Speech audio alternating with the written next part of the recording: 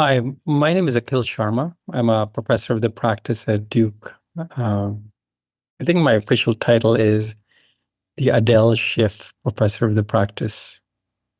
I write fiction, I write short stories, I have written novels. I've also written a lot of personal essays. I write frequently for the New Yorker. So thank you very much, and for listening to this and for your interest in my short story collection, A Life of Adventure and Delight. I wrote these stories over the course of maybe 25 years. I think the earliest are when I was 19 or 20. And the last one was probably when I was 45 or so, 45, 46. They are, in many ways, I'm surprised by how similar they are, that I've never changed overall, that I haven't changed over all these decades. The stories are about Indians, Indians in India and Indians in America.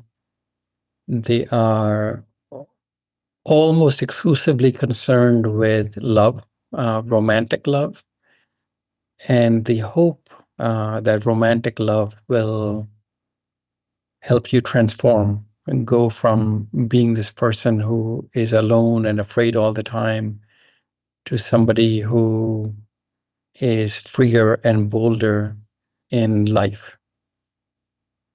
The way that I think this is true for many writers, is I write stories where a character is seeking something. And when he or she receives that thing, they find that what they wished for might have been inadequate, that is not sufficient, or they were seeking the wrong thing. I think this is true for almost everyone, that we want things, but that they aren't. The person who wants them, who wants something, is not the person who finally achieves the thing that he has been wanting. So I've been at Duke since 2020. I've been writing since I was a little kid. I began writing, I think, because I was lonely and I wanted attention. I wanted people to look at me, to think I was smart, I wanted to affect people, and in that way cause them to love me. And,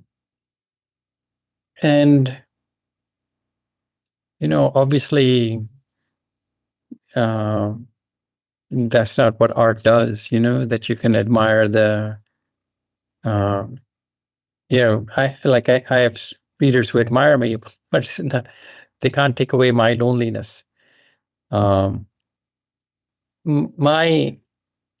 so I live in Durham, North Carolina. I have a wonderful wife and a wonderful daughter. I try to write every day.